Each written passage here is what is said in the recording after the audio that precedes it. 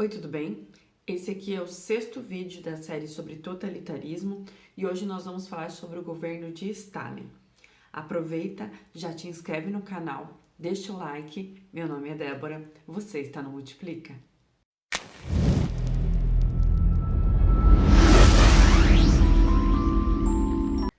O governo de Stalin, ele é considerado um dos governos dessa série de governos que marcaram a Europa, que são governos totalitários.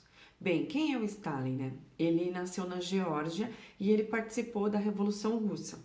É claro que para entender bem esse vídeo é necessário que a gente entenda um pouco sobre a Revolução Russa, mas por enquanto eu vou deixar esse assunto meio em stand-by para a gente fazer mais para frente lá o que foi a Revolução Russa, porque neste momento nós estamos lidando com os governos totalitários, para a gente pensar um pouquinho sobre isso. Bem, ele governa a Rússia, né, depois chamada de União Soviética, entre 1924 e 1953. E ele é considerado, então, desses governos extremamente autoritários que a gente tem na Europa. Mas diferente do que a gente viu até agora, que são governos considerados de direita, de extrema direita, a gente vai ter o Stalin como de extrema esquerda, né?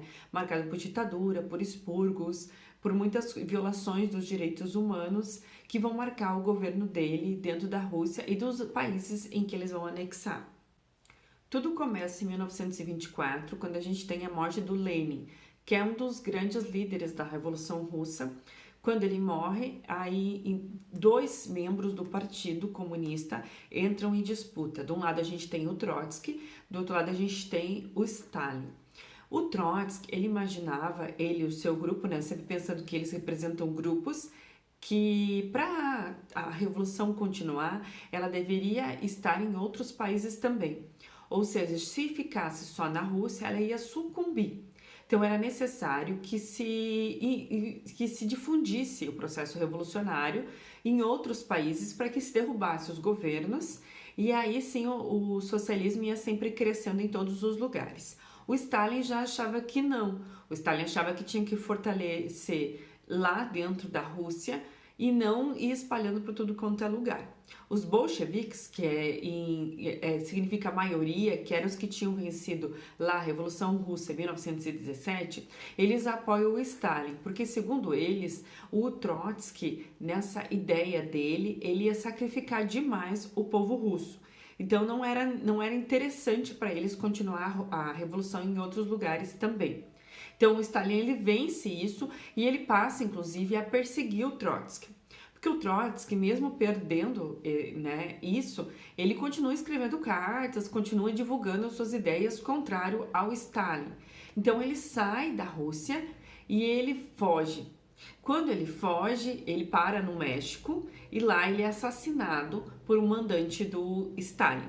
E aí começa, talvez, não só com ele, mas com muitos outros, um pouco de paranoia, de loucura, que vai marcar os governos do Stalin, expurgando e prendendo todos aqueles que tiverem coragem de se opor ao seu governo. Tem algumas características, embora sejam de esquerda e de direita, e lembrando que o nazismo e o fascismo odiavam, né, o comunismo e os partidos de esquerda eram, em geral, muito perseguidos, mas tem algumas características que são muito semelhantes. Primeiro é contra o liberalismo e contra o mundo burguês. Esse mundo burguês, ele é caído, né? E aí, no caso do nazismo, a gente tem a ascensão, né, do ariano, do branco, de olhos azuis, que mora na Alemanha, que ele sim deve ser louvado, deve ser engrandecido. E no caso do Stalin, a gente tem o proletário, como sendo, é como se fosse uma linha filosófica, assim. Então, esse proletário, ele é... Enfim, ele tem uma áurea e é ele que deve dominar tudo. O mundo burguês, tudo que significa o liberalismo, ele deve ser destruído, deve ser acabado para que surja um novo mundo, que é o mundo comunista para eles, né? Então é muito claro isso, assim, que tem algumas coisas que são muito semelhantes, por isso, inclusive, que eu chamo de governos totalitários, que algumas semelhanças são muito frequentes, né? Tanto nesse sentido do novo homem, no aspecto racial, né? No caso do nazismo, e um pouco do fascismo, embora o fascismo não tenha tantas essas características racistas necessariamente. E no caso do comunismo, do socialismo, alguns dizem, porque o comunismo seria ausência de Estado, seria isso, né? Seria o proletariado como essa classe que deve dominar e ela deve, inclusive, acabar com a burguesia. Não deve existir nenhum valor burguês mais que marcou essa sociedade que deve ser eliminada, que é a sociedade do liberalismo, que é a sociedade da burguesia, a sociedade do capitalismo. O governo de Stalin ele é marcado por expurgos, por prisões e pelos gulags, que são espécies de campos de concentração, que eles chamavam de reeducação, ironicamente, e aí vão para lá todos os opositores do regime, né? Tanto aqueles que se opõem por algum motivo, como opositores políticos, como aqueles que Stalin simplesmente não gostava, porque o seu governo foi marcado bastante por uma certa paranoia de perseguição dele. Bem, uma das primeiras coisas que ele faz é a desapropriação das terras, né? Porque ele queria fazer a Rússia crescer, e aí para isso, inclusive, ele foi contra a nova política econômica que marcou o governo Lenin, de 1921 até 1928. E aí ele vai contra isso e faz a desapropriação das terras que tinham, que ele deveria pegar esses grãos e redistribuir, né? Eles deveriam entregar para o Estado e redistribuir. Obviamente, aqueles que eram donos das terras não queriam que isso acontecesse, que eram chamados de kulaks. E os kulaks eram considerados, então, inimigos da Revolução. Então, eles pegavam a terra dos kulaks e muitas vezes, quando eles boicotavam mesmo, né? Então, queimavam o gado, destruíam as terras, não queriam entregar. Então, eles eram levados para o gulags ou para a Sibéria também, para lugares muito frios e deixados muitas vezes ao esmo mesmo, simplesmente para morrer. E aí quando vai se marcar muito o governo de Stalin por essa questão das mortes disseminadas de todos aqueles que se opunham e aqueles que eram donos dos meios de produção, né, chamados de burgueses ou donos de terras, né. Nesse meio tempo vai marcar inclusive a questão da Ucrânia. A Ucrânia tinha muitos kulaks, né, que eram os donos de terra, eles não queriam entregar esses grãos, né, porque lembrando que muitas vezes o frio chegava e precisava armazenar esses grãos, eles não queriam entregar, então o Stalin vai lá, manda os seus soldados, recolhe todos esses grãos e é marcado por muita fome, né, os ucranianos, porque eles não querem fazer esse trabalho de coletivização das terras. Bem, se diz inclusive assim que foi marcado por milhões de mortos. As fontes são meio diversas nisso, é muito complicado dizer. Se fala entre 1 milhão de mortes e 10 milhões de mortes, então é muita gente, assim, não dá para ter certeza de quantas pessoas morreram na Ucrânia, mas o certo é que muitos morreram de fome nessa situação, porque simplesmente eram recolhidos os grãos e não era dado a eles essa alimentação. E muitos eram deixados à deriva mesmo nessas regiões que o Stalin foi tomando a coletivização das terras. A gente precisa entender que nesse raciocínio o que importa, né? Por isso que eu fiz essa comparação com o nazismo, porque o que importa não é o indivíduo, o que importa são o coletivo, são as linhas coletivas, são aquilo que estabelece, né, a luta de classes que deve vencer. Inclusive a ideia, né, por trás disso, do marxismo lido por Stalin, é que vai avançando, são as forças da história que ninguém consegue segurar, que como a história ela é feita pela luta de classes, a gente vai avançando cada vez mais e ninguém consegue segurar isso. Bem, toda essa questão do coletivismo de terras e a entrega para o Estado dessas cereais, né, ela vai favorecer os planos quinquenais do Stalin, que são planos feitos para 5 anos. E aí ele fortalece principalmente a indústria de base da Rússia, que realmente vai trazer muita industrialização para a Rússia. Inclusive, os primeiros 5 anos são marcados com muita força. Ele realmente consegue não só alcançar a meta que ele tinha para aquela produção, mas até dobrar essa meta, alcançar muito mais. O que não vai acontecer nos outros planos quinquenais, assim, mas ele consegue realmente trazer uma industrialização. Lembrando que, diferente dos outros países, a Rússia, pré-revolução russa, ainda é um país muito agrário. Boa parte dessa população, inclusive, está no campo, o que é, inclusive, contraditório para a própria teoria marxista, porque para o Marx, né, boa parte daqueles que fariam a revolução são os proletários. Mas o primeiro país que faz essa revolução é a Rússia, que é marcado, sim, por um país extremamente agrário, ou seja, são os camponeses que fazem isso e não os proletários.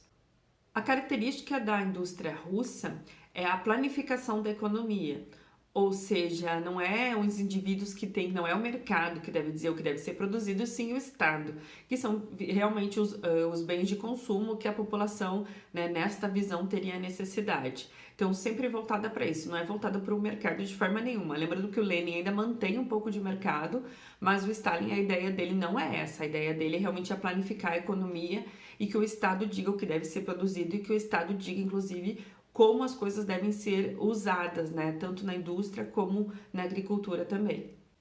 Na educação, o governo Stalin é marcado, sim, por muitas escolas, né, que inclusive ensinavam uma profissão.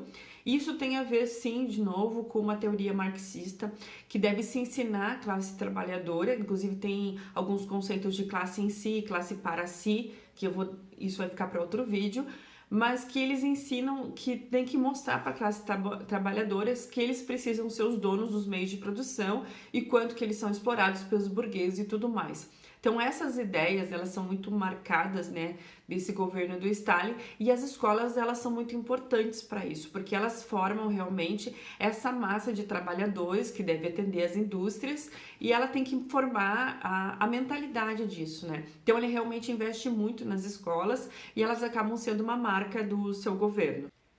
Mais para o final do seu governo, né, lembrando que ele fica mais alguns anos ainda depois, a Rússia, a União Soviética, no caso já, por incrível que pareça, ela se une, né, com a Inglaterra, a França e depois com os Estados Unidos, que vão entrar também.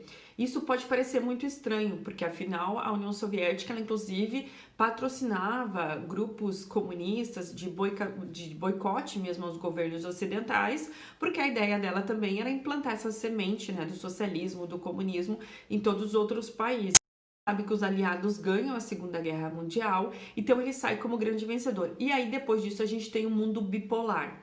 Porque como grandes vencedores da Segunda Guerra Mundial, a gente tem de um lado a União Soviética, do outro lado os Estados Unidos. Então tem dois regimes de governo, duas formas, né, de governar, duas formas de ver como deve ser a economia, a política e tudo mais. Bem, em 1953, o Stalin, ele morre, e aí no seu lugar tem um governante que ele se chama Nikita Khrushchev. E aí ele abre os crimes de Stalin, né? Ele mostra tudo que o Stalin foi feito com os seus números, coisas que nunca se imaginou, pelo menos para quem estava fora dali. Esse processo de desestalinização, né, que a Nikita Khrushchev vai começar na Rússia, ele começa inclusive a repercutir em outros países. E a gente vai ter, por exemplo, rachas em vários partidos marxistas, porque não se aceitou, né, esses crimes de Stalin, o que estava sendo feito, e muitos romperam, inclusive, é uma marca desse período, por exemplo, o nascimento do marxismo britânico, que ele tenta repensar algumas coisas do conceito de classe, de como deve ser feita a revolução e outras questões voltadas para isso. É uma marca, inclusive, do século XX, também do século XXI, esse novo marxismo que, teoricamente, deveria mudar todo esse pensamento que marcou o Stalin. Bem, esse foi o vídeo de hoje. Eu pretendo comentar um pouquinho mais, então, em outros vídeos sobre algum dos massacres que o Stalin fez, né, e como isso marcou algumas questões, inclusive, do que se esperava desse mundo socialismo, que foi um grande sonho do século XX, né, para alguns. Eu espero que vocês tenham gostado. Deixa o teu like, te inscreve no canal. Um beijo e até o próximo vídeo.